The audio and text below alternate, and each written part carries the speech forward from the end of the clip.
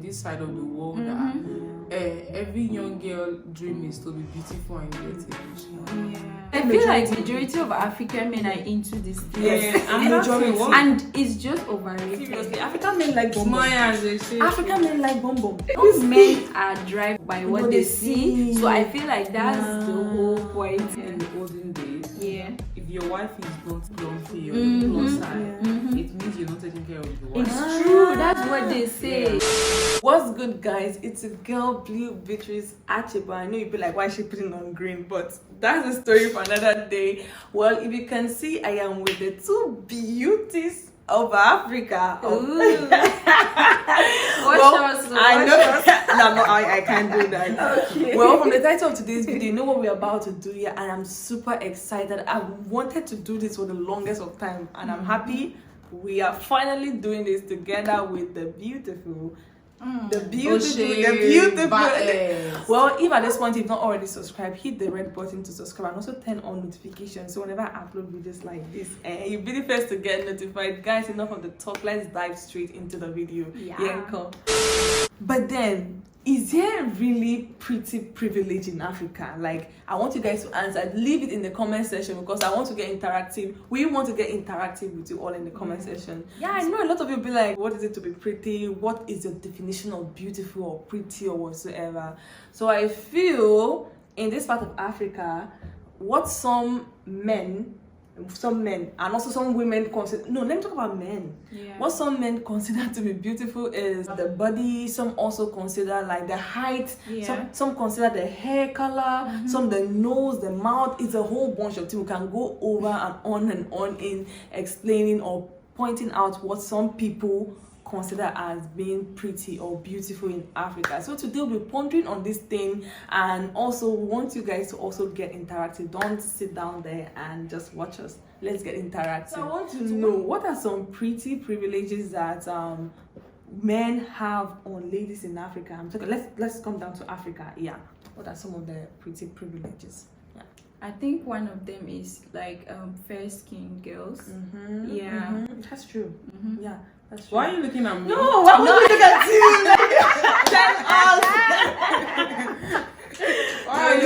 Tell us. Tell us. Is it true? Let us know. The thing is that when we're talking about Africa, I feel like I can only speak for 2 countries because I've only lived in 2 countries.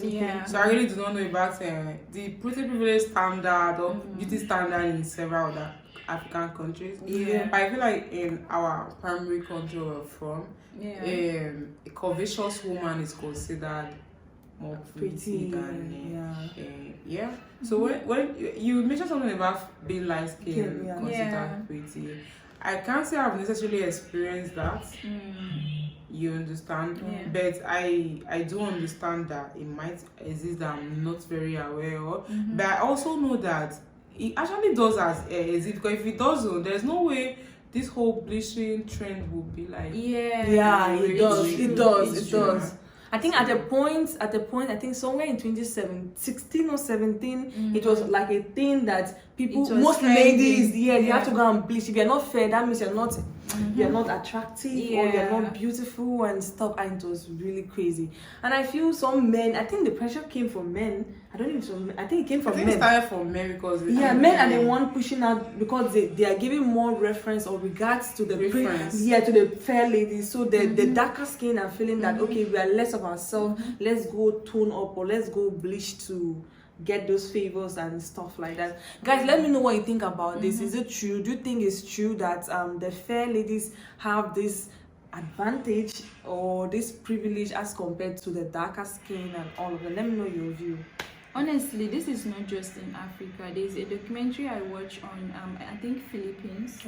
Like they were talking about this bleaching cream and stuff, like putting mercury in the cream, and they are getting skin cancer and all those things. It's a very big thing in Philippines. So it's not really like an African thing. I watched a documentary, but that one was centered around Korea. I think Korea beauty standard is if you are not very light, you're not beautiful. Wow. It's true. Yeah. And some of the women were like sharing their experiences. They were like asking them, why are you guys buying this product even though you know that it's not good and all those things.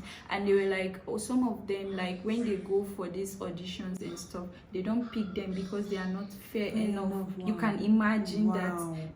And they are even fairer than the Africans.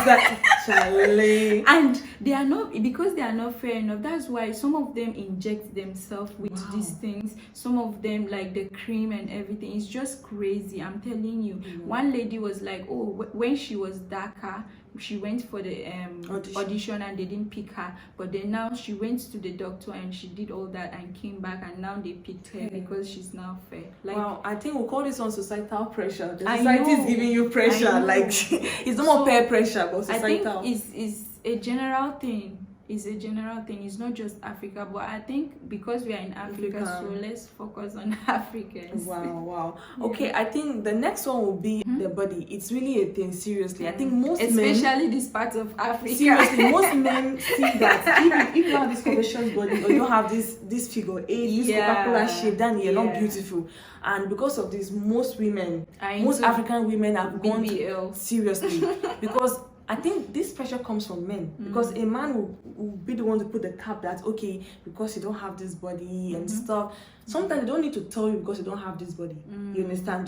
Just like what you the scenario you brought out, like the audition thing. Sometimes these ladies also go for audition. They'll be like, okay, I want the curvy one, and the slim one will be like, am I not beautiful? Am I not intelligent and stuff? And it's really crazy. It has come to the point whereby people no longer look at the intellect or whatsoever. They're not looking at body. If you don't have this figure 8, then you're not qualified for the job, or you're not qualified for that position. And I think it's individual differences also. Because a lot of men that are way into slimmer ladies. We are actually talking about like majority, because I feel like majority of African men are into this thing.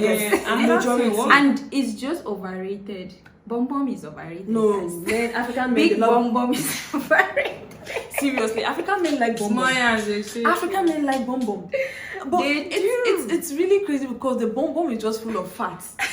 You know, men are driven by what they see. So I feel like that's the whole point. No, another thing I learned about it is that in the olden days, if your wife is not plumpy or plus size, it means you're not taking care of the wife. It's true. That's what they say. It's true. So that's what the whole thing think that you're hungry or something. So the more curvaceous the woman was in those days, the more attractive the woman is considered. I think now the standards are not changing, but a lot of men that are into slimmer ladies. But this trends of BBL, I am hearing rumors that it's like going down. It's not like before. So even the ones that have done it are now coming out to say that they regret and all those things. So I hope it goes away, honestly.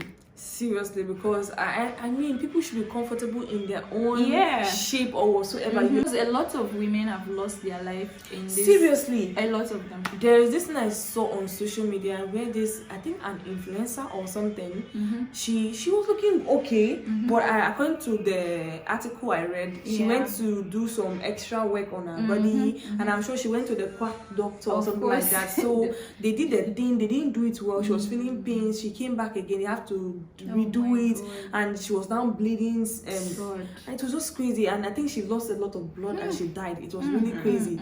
It was super crazy. I don't know why. The pressure comes from men. Like I said, men are the one. Kim Kardashian went to remove her own BBL. You guys, the trend is over. Kim played a huge part in it. It's true. Seriously. And now after influencing a lot of girls, and now she's back. Like, it doesn't make sense, honestly. That's why you shouldn't call people like that, because like Kim is a billionaire. She has money to keep up with the lifestyle. You do not have the money to do that. You don't want to save money for years to get your body done, and then you start having complications because This woman, and she has the best doctors. Chrissy Teigen, she did boobs augmentation, what they called it, and then for years she was in pain continuously. But I feel like a lot of these things, people don't talk about the side effects. Exactly. But then she, I think was it late last year or early this year, she took the implant off, and then she opened about how relieved she felt, and she was not like coming about. I'm like, if you feel like you had said things like this when you were going through the pain, that a lot of young girls wouldn't have done that. So I think like right now that the whole BBL thing is not overly saturated in Lagos State. Those celebrities and influencers should come out and tell them the truth. Tiana will come and say, it's my neck that is paining me. If your BBL is giving you issues, say BBL. Just so the younger girls looking up to you, right? Will know faster instead of waiting to the. They use that beauty they pain and be I don't even know this Yanga they use Yanga pain, Beauty is pain.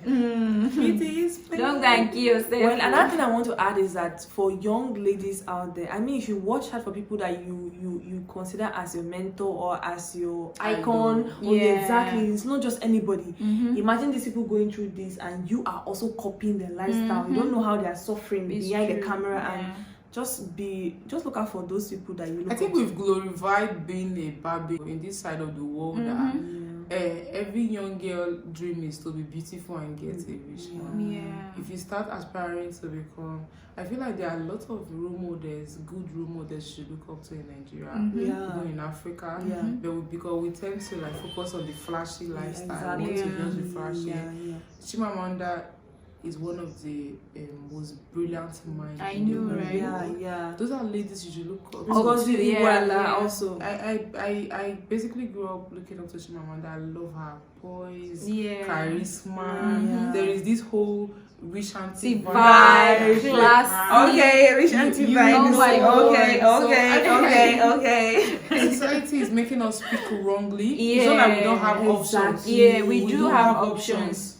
But society is promoting the other ones. Then we should stop promoting the idea of a lady has to get a man to feel fulfilled, or get a rich man to buy everything. Because now relationship in this side of Africa is now very, very transactional. It's true. It is transactional. Love is scam in this part.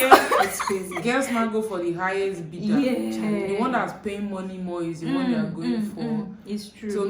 So that's why you see that their own beauty standard is just, let me get my ass done, get my skin bleached, get my whole thing. It's easier that way. Nobody say, let me look for how to get my first degree, get my second degree, or maybe start a business or something. No one wants to struggle.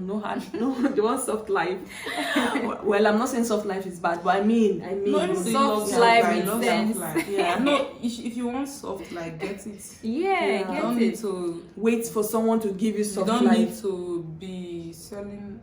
I know. Okay. Let it be from your hard work. Exactly.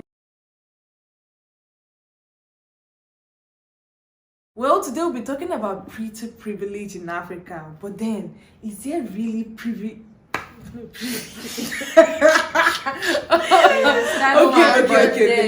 Okay.